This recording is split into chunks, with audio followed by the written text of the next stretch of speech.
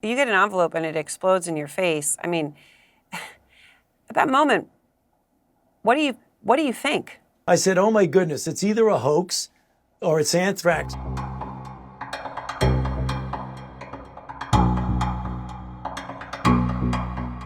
Now, you took no pleasure in contradicting the president, but you had to do it multiple times. And as a result, Dr. Fauci, you got disturbing threats. You've talked about some of them.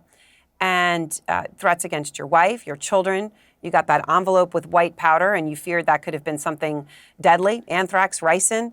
All of this coming because you came out and were disagreeing with the president.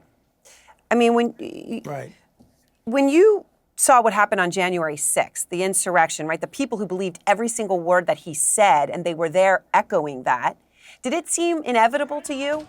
Because you had firsthand experienced the threats of violence? Yeah, well, it did. In fact, what it did to me is to just underscore the intensity of the divisiveness in our society. Because if merely articulating a commonly held public health message of something that every public health official in the country would agree with, because I articulate that publicly, if that triggers death threats against me, harassment of my family, my children and my wife, somebody sending me an envelope with powder that explodes in my face to scare me and my family, boy, that tells you the depth of the divisiveness. And then January 6th to me was like, oh my goodness, here it is in its ultimate. It's purely a reflection of divisiveness that is so deep that it's disturbing. And to me, as a person who,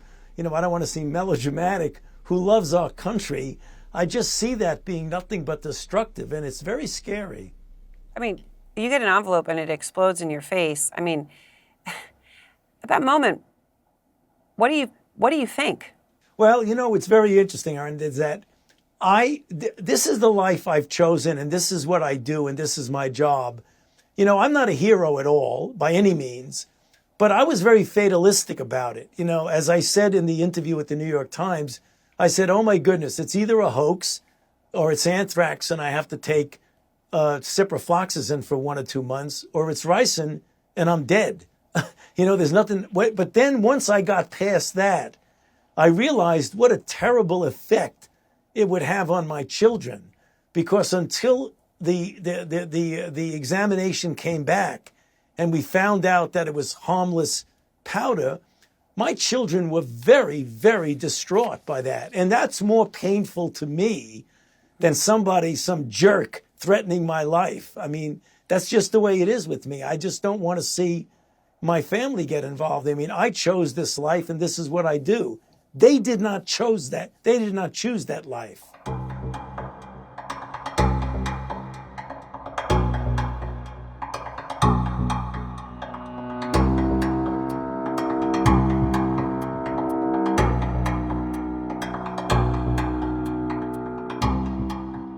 Some people on the task force who really cared, they were put in a very difficult position. I mean, I said to myself, I'm sorry, I'm not going to stand by and not object. And I did. And I had to do that. That's just my character. There's no way I could not have spoken out. And luckily, I mean, I didn't get fired. I mean, to be honest with you, I didn't think they could fire me anyway.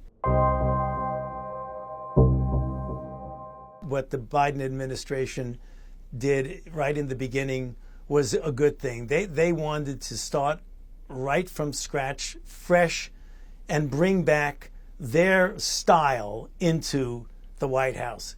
And I got to tell you, not only what the president is saying publicly, but what he's told me and the team privately is so refreshing, because it wasn't like he was doing it for effect. He was just saying, with everything we do is going to be based on science. Science is going to speak. And then he said something else that I really liked. He said, we're going to make some mistakes. We may stumble. But when we do, you know what we're going to do? We're going to fix it. We're not going to blame anybody. We're just going to fix it. Boy, when you saw me get up in front of the White House press room about 20 minutes after that, everybody said you had a very refreshed look in your face. it was because I just came out of a conversation with the president that was really very refreshing.